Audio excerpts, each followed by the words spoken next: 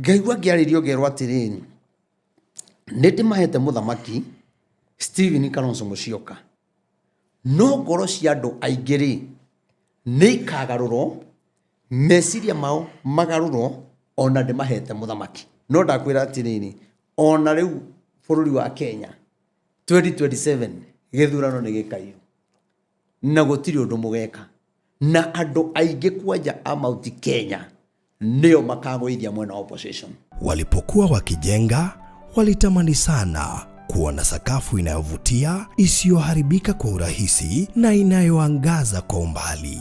Je, wajua sakafu ya Terazo ndiyo iliwapa jibu kamili ya walichokuwa wakitafuta? Inawekwa kwa urahisi na kwa utaratibu unaofaa. Hii ni baada ya kutayarisha sakafu vilivyo, kisha mwaga mchanganyiko wa mawe na simiti na rangi. Lainisha na uhakikishe imemwagwa kwa umakini kutumia rola. Subiri kati ya siku 3 hadi wiki 1 ikauke. Baada ya hapo, anza kuosha ukitumia mashini spesheli ya kazi hii na maji, na baadaye tumia acid kuosha ili kutoa uchafu na madoa sugu.